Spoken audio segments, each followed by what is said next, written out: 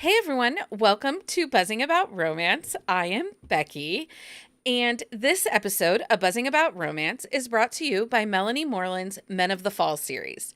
Dive into the thrilling world of Men of the Falls, where power, danger, and desire intertwine in Aldo Ricci and Roman Costas stories. Experience Aldo's allure and Roman's complexities as they confront their deepest desires with captivating heroines. These steamy tales, available in ebook with your Kindle Unlimited subscription, paperback, and audiobook format, promise an edge of your seat experience. Are you ready to explore this seductive world? Joining me for this episode is Heather. Hi, Heather. Hello. And Amanda. Hi, Amanda. Hi, everybody. So everybody survived their weekend. I know Heather and I both went to book signings, but not the same one. Nope. I survived. Iowa is it's such an underrated signing. And unfortunately, this was the last year of it. It is so amazing. It's small. I feel like pretty laid back. I love it. It's one of my favorites. I'm really jealous. I would have liked to have been able to go to that one. You had Molly McLean there and Melanie Moreland. Willow Astor, Gia Stevens, R.L. Kenderson. I'm trying to remember who else I saw. And Jennifer Hartman is there. Harlow Ray. There, Nice. yes. We were first in line for Jennifer Hartman. Uh-huh. I mean, Oh, nice. we could not get to her in Denver because it was like hours and hours and hours. Oh, no, we were just chatting with her. It was great. How lovely. Well, I went with Leah and Jenny and Carrie to the Columbus signing, the Beyond the Reader event. And it was great. We saw Susan Stoker. We saw Riley Edwards. We saw Amy Award was there. And oh my God, you guys, 20 minutes. We sat there and kept saying the word cock and wiener. Like every way possible. She is so genuine. Yeah. Like what you see is what you get. And she is so kind. I really love her. She's really funny, super nerdy, because yesterday was May the 4th. Mm-hmm. And so Jenny didn't have a bookish t-shirt on. Jenny had a May the 4th Star Wars t-shirt on. And they were like going back and forth. It was so funny. It is a very nerdy day. It is a very nerdy day. But Amanda spent the weekend home cleaning and realizing she owns too many books. Yes, I did. I don't think that's true. I have too much stuff, and I just have more coming. So, and we are not done with signing season yet. no, we are not. We are not. As I'm doing my pre-orders for Knockout, I'm like, how many books is too many? Well, Justin's making you drive, so. Well, I don't know. Yes. I mean, he's more concerned about getting the bourbon home versus my books. He's like, books, I don't care. I was like, well, I kind of do. Bourbon is important. The bourbon is very important. Bourbon is very important. So. I can respect that. So this episode, we're going to do our term of the week. And we talked about this a couple weeks ago. We have some topics, some tropes that people would really like us to do episodes on. But at the end of the day, when we get down to the nitty-gritty, we don't feel that we read enough variety within these tropes or within this subgenre to do a really good, informative episode for you guys. So until we get to the point, and we're all trying to, read a little bit more of these different tropes to help build up our backlist and our shelves. But until we get to that point, we're taking those tropes or terms that people have really asked us for, and we're kind of defining them right now in our term of the week segment. So this week, our term of the week is enemies to lovers, which is not a favorite trope for me. Me either.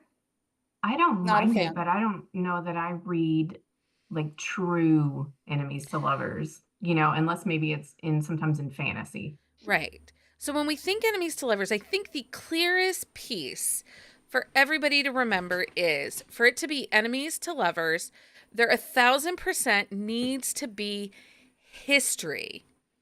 They can't just be enemies because yesterday they she cut him off in traffic. That's not enough of a history. That's going to be adversaries. And so we'll talk about that next week, the difference. So enemies to lovers, the romance trope is a popular storyline where two characters who initially dislike or even hate each other gradually develop feelings over the course of the story. I think oftentimes we get enemies to lovers, but they're only enemies for the first 20%, and then all of a sudden they love each other and they can't stop loving each other. The trope often involves intense conflict, witty banter, and heated interactions between the characters as they navigate their feelings and overcome the differences. But it's not so much the difference. They have to overcome the history. Despite starting off as adversaries, the characters find themselves drawn to each other, leading to the transformative journey from animosity to love. This trope is commonly found in various forms of media, including literature, film, television, and it appeals to audiences due to its tension-filled dynamic and satisfaction of seeing love triumph over the initial hate, that they moved through the hate. So when you think enemies to lovers, you're going to be thinking more of like the Hatfields versus the McCoys.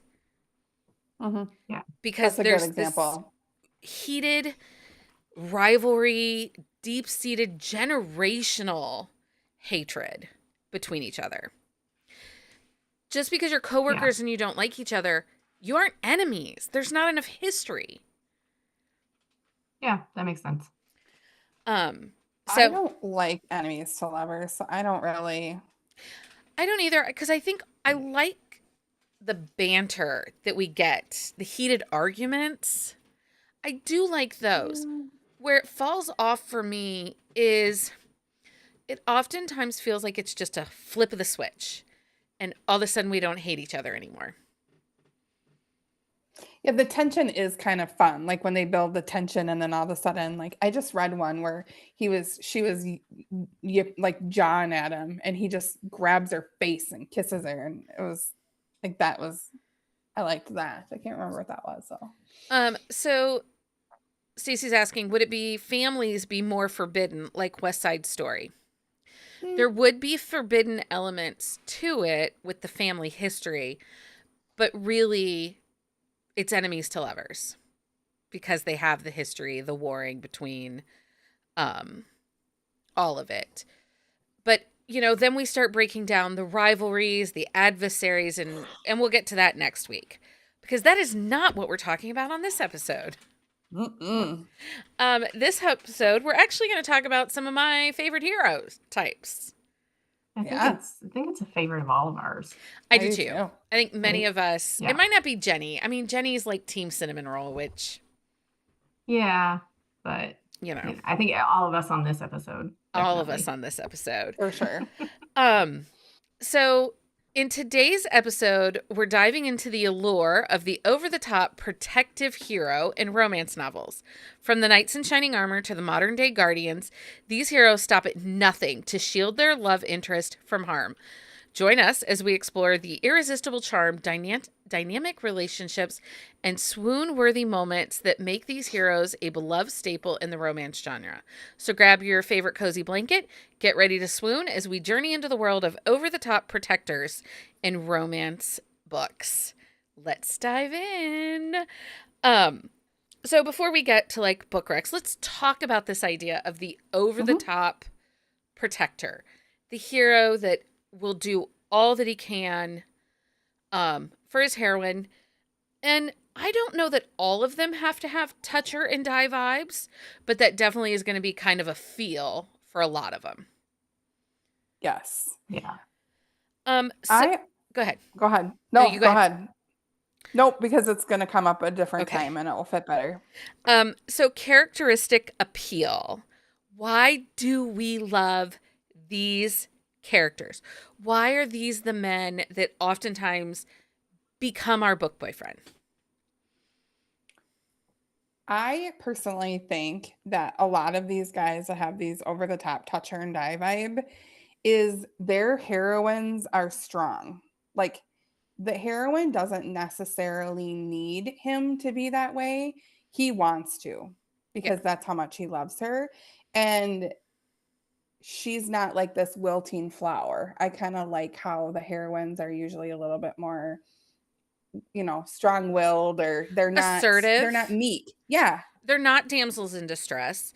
They might be in a No. situation that they might need a little rescuing, but oftentimes in rescue romances, we don't find many over the top Mm-mm. heroes. No. No. So for Mm-mm. you, Amanda, what's the appeal of these kind of characters for you? Heather, actually, like what she said is exactly what I had written down. It's because Sorry. no, it's fine. Because I think it's true. It's that usually in those romances you have a very strong heroine. And so like the over the top scenes, it just falls in line. And then also too, I think it's just like, you want that hero who will do anything to save you or make your life better, or, Mm-hmm. I don't know. That's kind of how I The banter, I think, too, Mm-hmm. with these characters is we get this really intense banter that creates an emotional angst in these books. But there are times that we do get heroes that are grunters. Like the whole book is nothing but him being like, no. Mm-hmm. They are a little cavemanish. Which, like, generally the heroines are like us, where they're like, they're not damsels in distress. They have their own, they can do it, but like they don't want, or sometimes they want to, but they don't need to. Does Yeah. that make sense? No, I agree with that. And sometimes I want to be like, you know, use your big boy voice, buddy. And I just Mm-hmm. recently um read a book where it was like she's like, you gotta use your big boy voice if we're gonna talk like Mm-hmm. this. Time to be an adult, funny. friend. Yeah, you can't discredit me. So, in these books, there are very dynamic relationships. Like, if we're coming in it from like a mafia stance, those relationships are sometimes like arranged marriage, forced proximity type Mm-hmm. dynamic. And because of the allure of danger with those, we have this protector that needs to create this safeguard for their love interest. Do you think that forced moment, that moment that's forcing them to be together where he is now in charge of her safety, does that change the dynamic in the relationship? Does it change how they fall in love? Maybe. I think it does. It gives you that external conflict that brings them together faster, because I think it happens in romantic suspense as well as mafia. Like you have that thing that's, making them be together in a way that maybe they wouldn't be if they just met outside of this conflict. I think it's usually like like sometimes the heroine um starts to like notice their feelings or fall in love like at a different time, but it's usually like the hero, where like he's sort of doing something or is like over the top protective, and he doesn't that's never happened for him, and he's like, what am I doing? Like, why do I care so much? And then that's sort of when he realizes, oh, like I think I'm like I have feelings and I don't really know what to do with them. Like, but touch her and I will strangle Yeah. you. Um, Penelope Sky, she writes dark romance and she has her lesser series.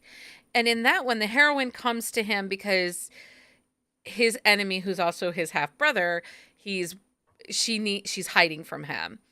And in that book, she makes a deal with him in order for his protection. And of course, the deal is she has to stay with him for 6 weeks, work on some things. But he's also protecting her from this outside threat of the half brother. And with it, because they're in this locked, like she's in his compound, she cannot leave without him, they have to do everything together. They start to find mutual ground and realize that they have things in common and they desire each other. So I do think that we get a little bit more intensity to the development of the relationship. I think it can go from, I hate him to fire hot chemistry in the 10%, and it makes sense. Mm-hmm. Oh, for sure. And I think mafia, it's like there's that whole like duty where they're like it's their job to protect their wife or whatever. But there usually comes a point in this book where it isn't about duty and it isn't about just because she's mine, because it's like, yes, she's mine, but there's a bigger reason why she's mine. You know what I mean? Yeah. No, I agree. Um, so we do get a lot of tension sometimes between the characters when his instinct is to shield and protect her, and she's feisty and she's like, I can do it on my own. I think we often Mm-hmm. see these in romantic suspense or bodyguard romances. Mm-hmm. Yeah. Yeah. Um, I I often like feel that way about like when I think I connect to those heroines because like I can do my own thing. Like I certainly can like fill my own car up with gas and I can do all those things, but I don't want to. So I like there comes a time where I'm like feisty and I'm like back off and just let me do it. And my husband's like, "Well, I don't really need you to fall off a ladder," or and I'm like, "Back off." And he's like, "Fine, whatever." And some like there always comes a point in in a book where that's where their conflict and the feistiness, and he's like, Jesus woman, can't you just and I really love when that happens. I really like it too. Neva Alton, I think it is Fractured Souls, book 6 in her Imperfect series, where the heroine has been, she gets rescued from sex work. And she's the sister of a mafia underboss. And she, like, has some amnesia, doesn't want to go home, and he rescues her, takes her in, and in the midst of just trying to protect her and keep her safe, they have this relationship and this dynamic, and it's just really interesting because you do get the overprotector mafia, but then you also kind of get that same bodyguard sense, like I'm willing to protect her with my life. Mm-hmm. Amanda, you read a lot of bodyguard romances or security force romances. Yeah, probably security force more than straight up bodyguard, but yeah, I do. Can you think of some that dynamic, you know, that causes them Oh a little yeah. bit of conflict? So probably, well, one of the ones that there's conflict is I had Strategic Maneuvers, which is by Gemma Westbrook, Janice Whitaker's romantic suspense series. So this is the Alaska Security series, and they're all actually basically in a compound in Alaska. And the security force all works out there, and they have different women that come in and join in various job roles or whatever. They have some that are investigators, and then they do different things, but these guys are uber protective of them. They're not, they're not supposed to leave the compound. They're not supposed to basically like leave it all because there's like this background force that follows throughout the whole book. But the one that I had down was Strategic Maneuvers, and I forget which number it is, but it's Pierce and Mona, and he basically runs the Alaskan Security Force, and Mona is like kind of running the office. And then so they definitely have some tension already there because they're kind of, they're coworkers and they're both kind of running things, and tensions are always high. And, he's just kind of like, I need to keep you safe. And she's like, I knew what I'm doing. Like, we're on lockdown here. I'm fine, kind of thing. So That's just like Mind to Shield, which is Kennedy L. Mitchell, and it literally just released 426. And so they go into a cult, and she is like a PhD. So she has done research on this cult, and they go in undercover, and he is like just beside himself because he's so nervous. And she's like literally a genius, and he is this over the top, and she's like, I got this, I'm like a psychiatrist, I'm good. And he's like, no girl, you're it's like the perfect. Also, that book is I had to flip my Kindle over, I think 4 times and walk away because I was like, okay, I'm so nervous about what's going to happen. It was so good. Okay. So Well, that good. just got bumped up a little bit on the TBR. All It right. was good.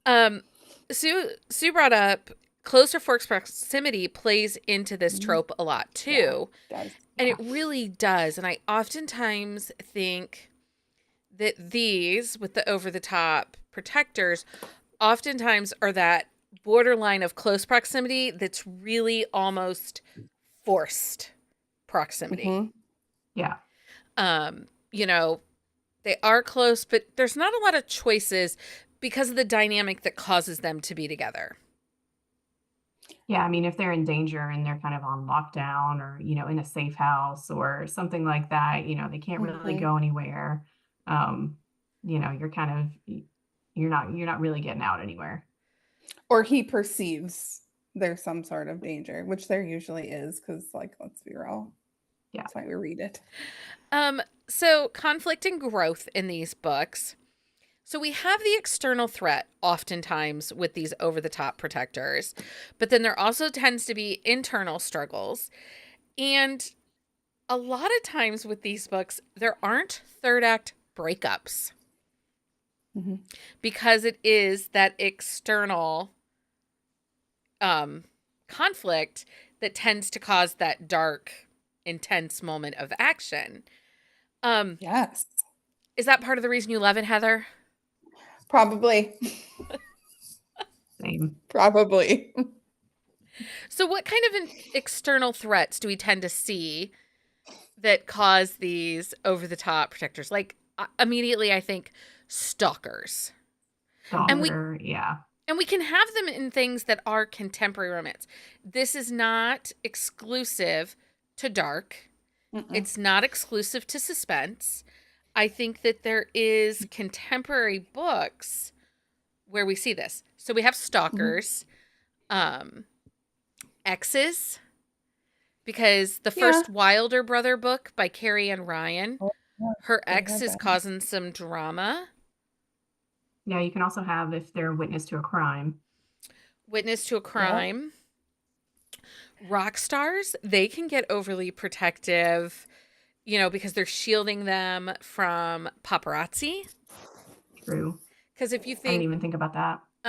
Jay Salmon's, the first book in her rock star series, they kind of, he's overprotective. Jasper's overprotective of the heroine because she's the nanny to his daughter, and he's this famous rock star, and he just wants to make sure the paparazzi leaves them alone. Kat Mazira, her new the first book in the LA Phantom series, he's a hockey player and she's the owner, but he's protective of her because of the sight of her stepsons who are coming after her. Okay, so that's, like family conflict Mm-hmm. can create the tension. So we've got stalkers, witness to crime, paparazzi, famous, because we kind of even saw that a little bit in Hollywood Playboy by Natasha Madison. Mm-hmm. He was super protective of her, knowing that some of the other journalists were kind of, and being mean to her. And the PA was creating issues. Yeah. I also think it shows up a lot when you in paranormal romance when you get fated mates. Okay. And a lot of times like the animal is very protective and the maybe necessarily the hero doesn't, like his animal is protective and he doesn't get at first why they're so protective. So Danica Dark has a series. It's called her 7 series, and book 2 is called 6 Months. And Reno is a wolf, and his wolf is very protective of this human, and he doesn't understand why. And he keeps going into wolf form and going to protect her at night. Oh. And it takes him a long time to realize that it's like, she's the human and they're not supposed to be together. And so it takes him a while to realize that she's his mate.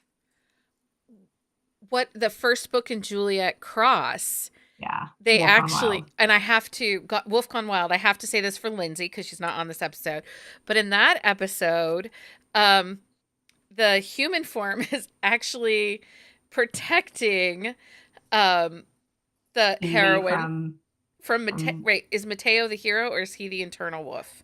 Mateo and Alpha. Right. Okay. So Mateo is protecting the heroine from Alpha, From Alpha. his wolf. Like, I love that book. I love that Yeah, I book. had that one on my list too. Well, What I think saves I need to read us? that. You didn't read that yet? No, Oh my gosh. it's I so know. good. It's Kick so me out of the good. club. Really? What Saves Us by Maggie Gates. It's contemporary. No, He is super over the top protective. Like, do not true. like I thought he was going to kill those mamas that were being mean to her. Yeah. Well, and he's super protective of that baby. He Right. is like, it's either her or I that get to hold the baby and nobody else, really. Nobody else, So, right? I mean, because think about all the mom friends that were showing up at the house and like telling her what to do. He like cleared those bitches out of there quickly. He Mhm. did. Like, we're not playing this game. We're done. Yeah, I love him so much. God, is he good? Okay. Well, Heather just had a little bit of a moment there. I know. I'm over here. I'm digging through my Goodreads, like, trying to. I know. I It keep was looking a at my long shelf. weekend. I'm like, huh, that author. Okay, that will work. I know. I see you keep looking, and I was like, "What's she looking at?" I I look at think my Mafia books. 2 does that a lot, is where he, like, people are after him, but they're gonna go after her because, like, it's getting him where it hurts. You Yeah. know what I mean? Yeah. Well, yeah. And what did we? I just. Well, A.L. Jackson oftentimes has that. Oh yeah. She tends to write all her heroes as overprotective, over the top heroes.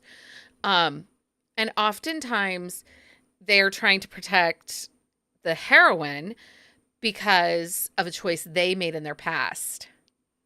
Yeah, the Redemption Hills is all like that, really. Yeah. In the first book in her Time River series is like that. Also, Oh yeah. I think the first. Does she do it every book? Because the first 3 books are like that. And if we look at the like Kiss the Stars, he's not sure if it's his past, while she thinks it's her ex. Yeah, they both had kind of Yeah. situations in that book. So A.L. Jackson, if you like these kind of heroes, Yeah. just go read A.L. Jackson. Okay, before we get to our next topic point, I want to remind everyone, if you are looking for an over-the-top protector, you might check out the Men of the Fall series by Melanie Moreland. Dive into a world where power, danger, and seduction collide. In this 2-book series, Aldo and Roman, these morally gray men, meet their match in strong heroines who challenge everything they know. And Aldo experienced the allure of a man who thrives in the shadows until a strong and captivated heroine forces him to confront his deepest desires. And in Roman, dive into the complexity of a dangerous man who finds himself drawn to a woman who challenges everything he thought he knew. Can love survive in a world of danger? This is available in ebook on Amazon, read free with Kindle Unlimited, or grab them in paperback and audio wherever you buy books. And I will say, both Aldo and Roman, over the top protectors. Like, particularly Aldo. And they're Canadian, They're Canadian Canadian nice mafia. mafia. Yeah. So they're still Canadian, Yeah. which, by the way, Melanie Moreland, so sweet. Oh my gosh, I loved meeting her. And by the way, if you ever get to see Melanie, she has really great pens, you guys. I'm a very big pen snob, but Melanie's are awesome. Okay. In Knockout, we're all just going to go clear milk. Maybe we should tell Karen to bring us. Bring extras. Bring extras Bring because we need extras. pens. Yeah. Stacey brings up, I think single dads tend to be over the top protectors also. And I agree. Yeah. And sometimes there's a conflict because they're overprotective of their children. And so allowing someone new into their life, there tends to be this, like, I'm protecting my children, but I really have desire for this person. But I think we see that in some single mom romances too. I think it translates really well into single mom because they get protective of the mom and her child. Yeah. Yes. A lot. I think MC, like motorcycle clubs, can also be this way. And if I'm being 100% honest, I love the morally gray ones where they're like not actually afraid to you know, So beyond morally right.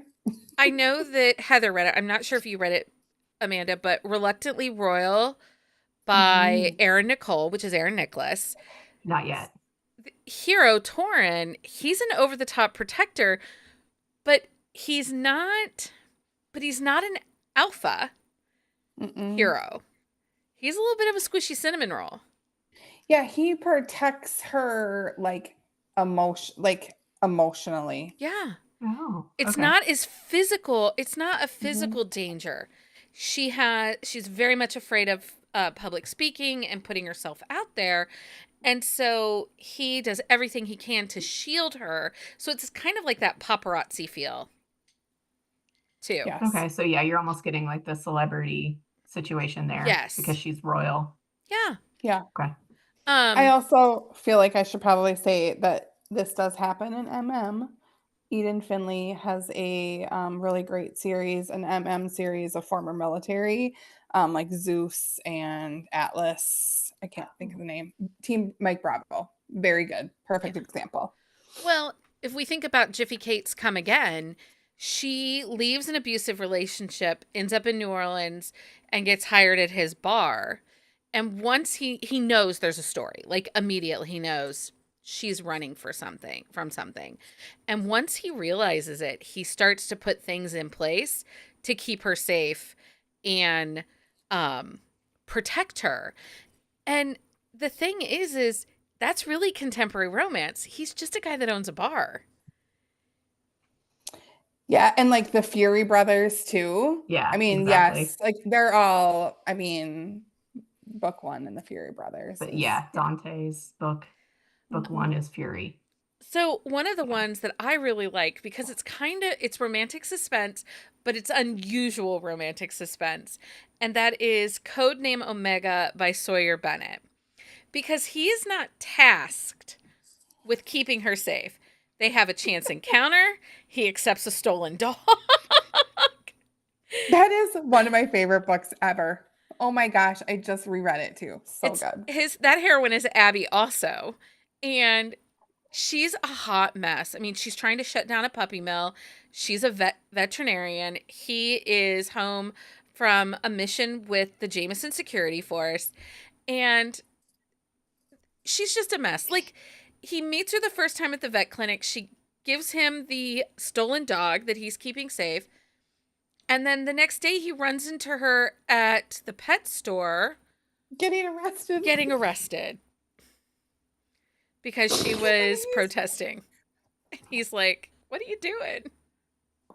It was that book is so amazing. So, and if you haven't read it, now is the time to do this because she has a spin-off series coming of Abby Blackburn's family. Yeah. So just and the audio is also very good. It is a very good audio. And the new series that's coming takes place in bourbon country with lots of horses, and it's gonna be Mhm. great. Another author, which Amanda recently just did a deep dive on, that Oh yeah, likes she's her on my list. over the top protectors, and that would be who, Amanda? Aurora Rose Reynolds. And I honestly, although I do not have the book I had was not from her Until series or from her Underground King series. It's actually The Right Wrong Man by Oh, her. that's such a good series.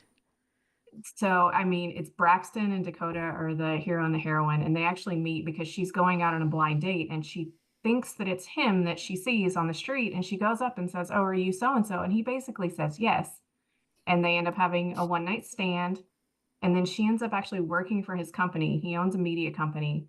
And he basically is just like, we're doing this. And she's like, no, we're not. We're not doing this. And he fits her with like a smartwatch so he can find out where she is like all the time.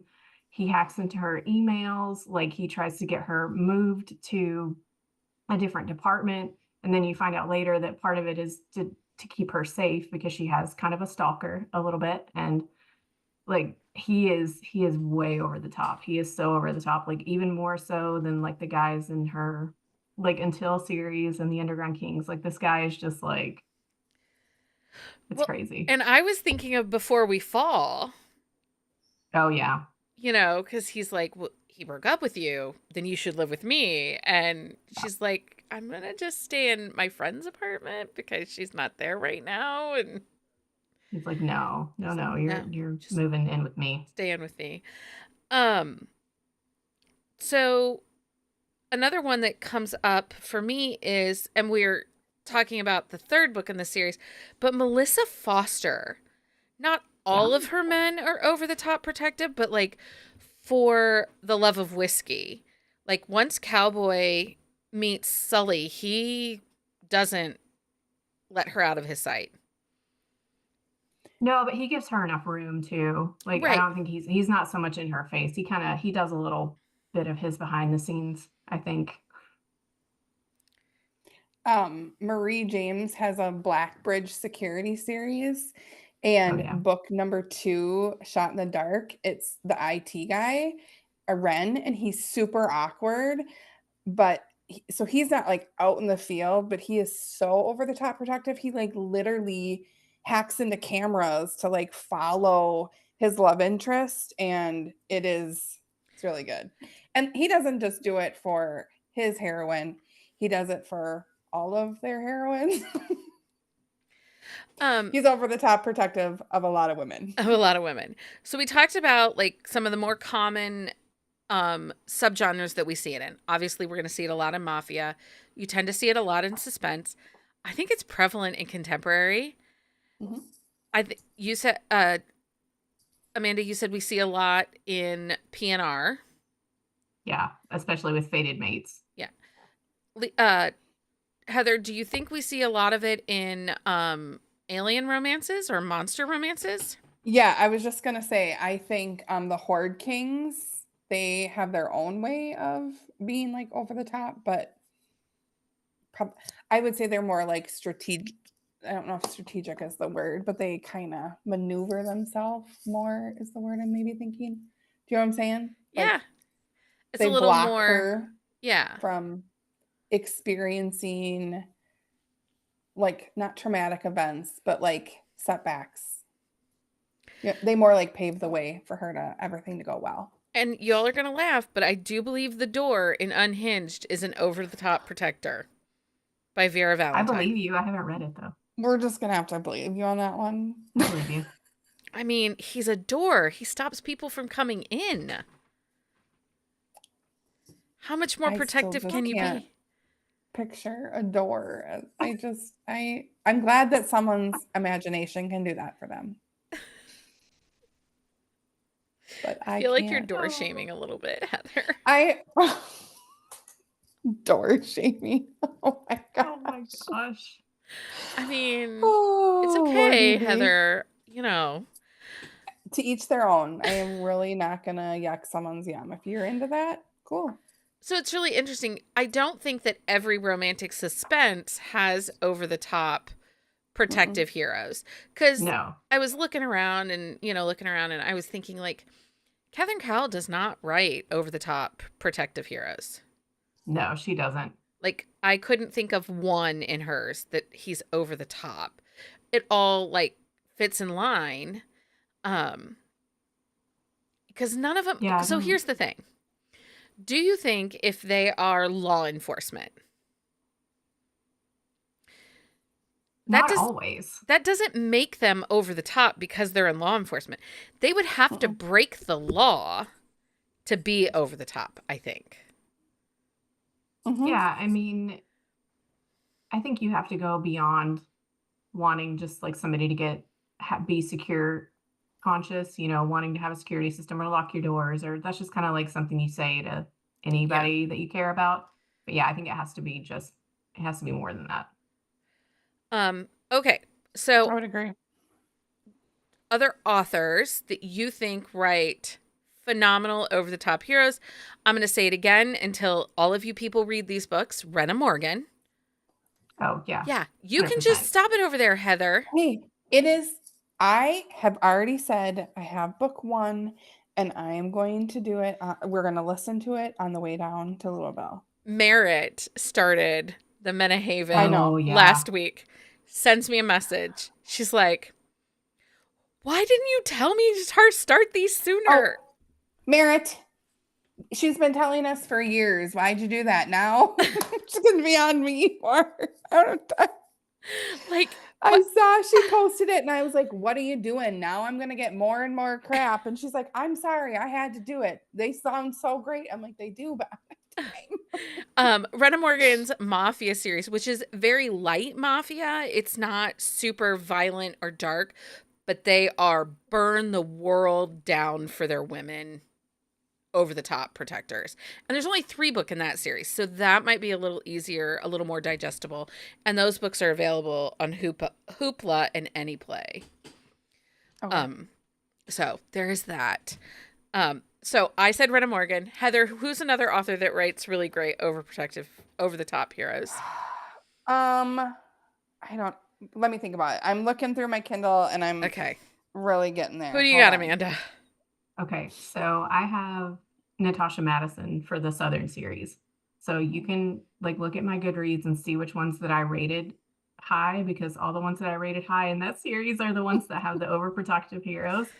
But my favorite is Southern Comfort, which is Casey and Olivia's book. And then you see like Casey be overprotective, like with his wife and then his family throughout like all the rest of her books. All the So rest. he's probably one of my favorite overprotective heroes. Zoe Blake, who writes a lot of Primal Kink. All of her heroes. Well, and they're very similar. I mean, they're obviously a little less consensual than Aurora Rose Reynolds' book. So if you like Aurora Rose Reynolds and you don't have a ton of triggers, you could take the step up to Zoe Blake. Her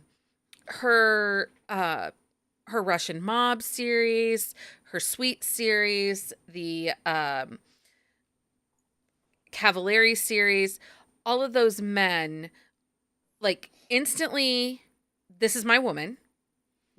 You live here now. We are together. Like, within 10% of the book. Like, they meet and they're together. Which, you know, I'm all about. We're not going to play this like slow burn dance.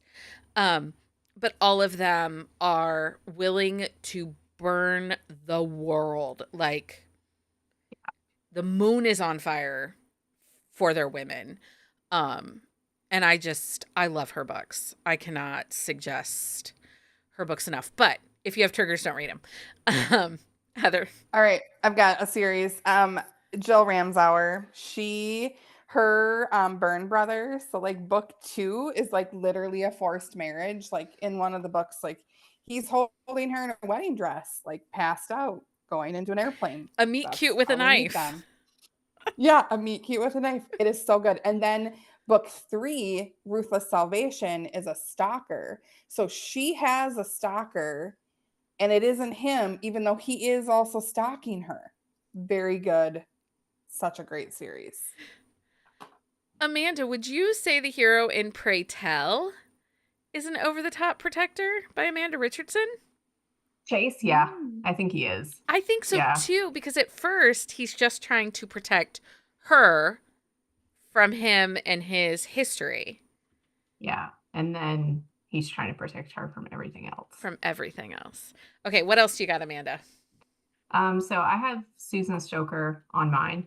Her heroes are not always over the top, but she does have a few. And one of my favorites is Slate from Finding Ashland, and that's in her SEAL Team Hawaii series. So Ashland and Slate, they kind of start off friends to benefits situation. And I mean, this one pops like first chapter, they're like all in. But then he doesn't like the fact that she kind of goes out and does like Meals on Wheels to the community, and she goes out by herself, and he gets super like overprotective about it. He's like, you don't need to be doing this. It's not safe. And they butt heads like constantly. And that's a really good one. He's totally like overprotective until he realizes, he's like, oh yeah, I have feelings for her. This is not just like friends with benefits situation. Yeah. So, Kylie Kent, also her men, they basically kind of like Zoe Blake, but there's more consent in Kylie Kent books. They claim their woman, like in the first book in the second gen of the Valentino family, he meets her by chance at a coffee shop and he starts stalking her. And within like a week of meeting her at the coffee shop and stalking her, he's like, yeah, you are going to marry me. And she's like, what? He's like, you don't work here anymore. You don't work at this bar anymore. And we're getting married. And she's like, don't think so. But yeah, it's good. Cal O'Reilly, they have the Syndicate Mafia series, and they will literally burn the world down for their heroines. And their heroines are like, I'm sorry. Nope, I'm going to run this strip club and you're going to back off. And they're like, actually, no. Really great series. It's all interconnected. You got any more, Amanda? I had probably my last one is Jessica Prince. So that's my new rabbit hole. So I just started. Rachel got me to start with her new one, The Dead to Rights. It's book 1 in her Ashland series.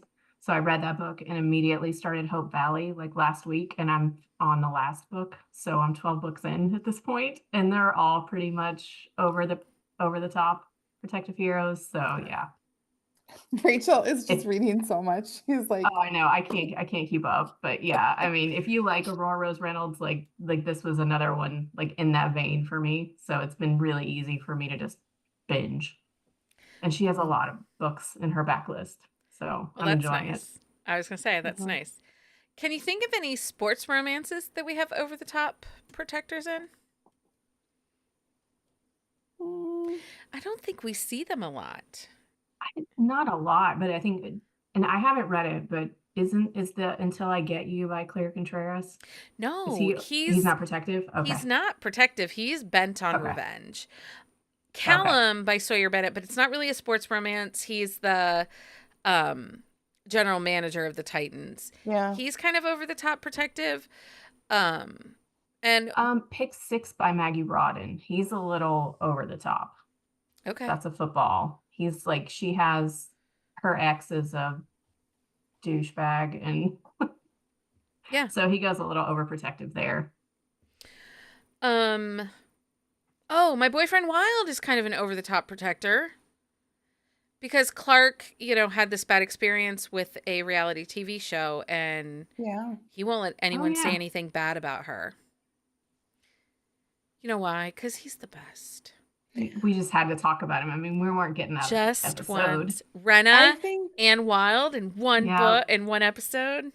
So Baden, I wouldn't say is over the top protective, but he's like an emotionally protective. Like there's that whole scene in the grocery store when he's out in the parking lot and he's like, I have my eyes on you and you're 100% safe. And how oh my God.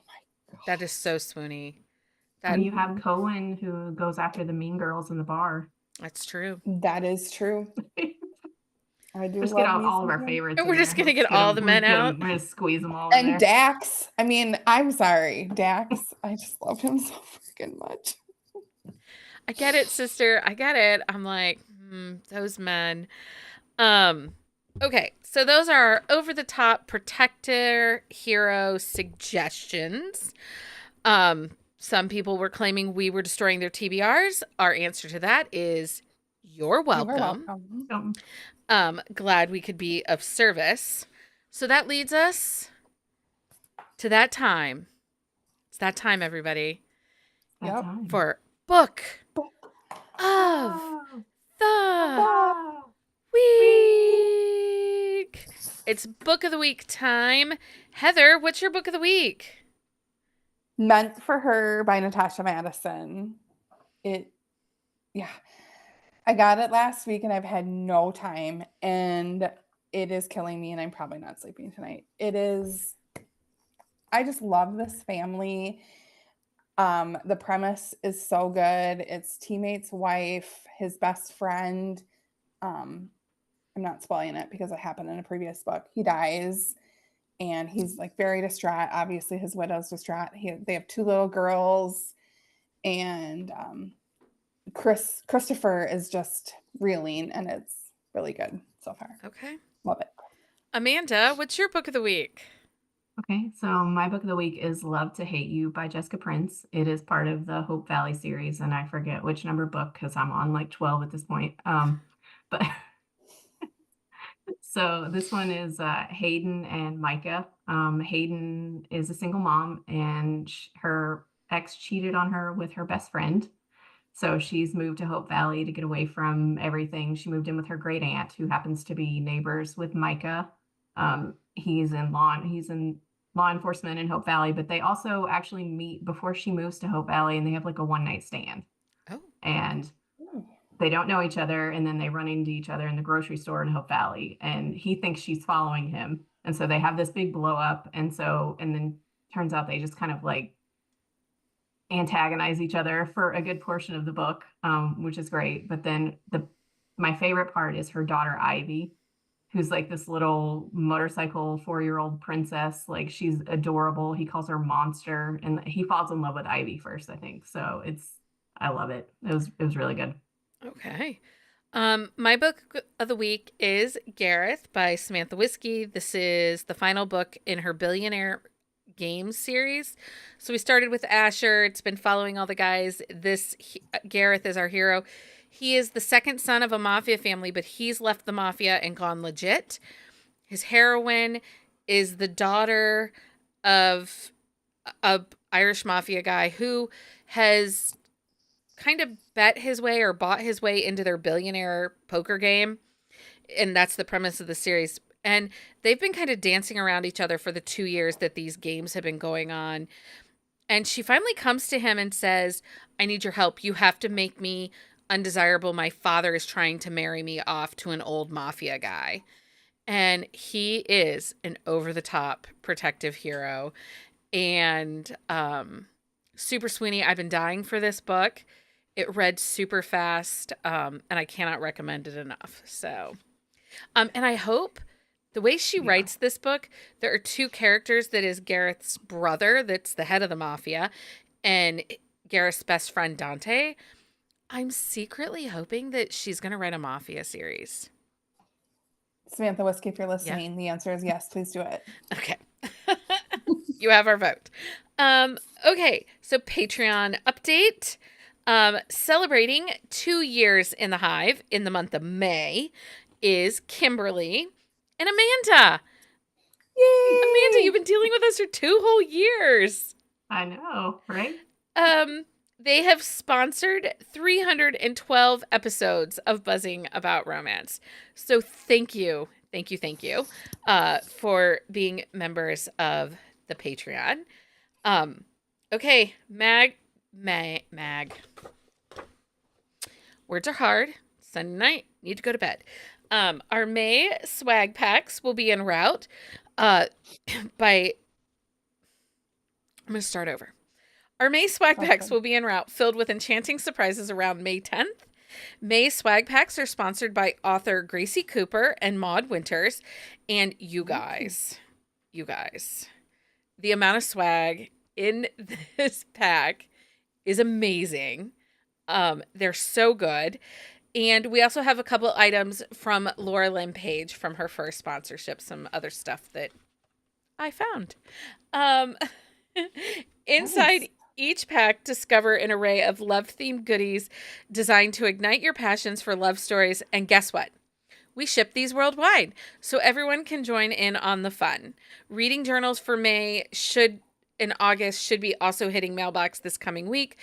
We had a delay with printing, and I apologize. These head out to Cold Brew and Queen Bee tier. But wait, there's more. By becoming a part of our Patreon family, you unlock exclusive perks like access to special episodes and our fabulous Buzzing Book Club, the ultimate romantic adventure.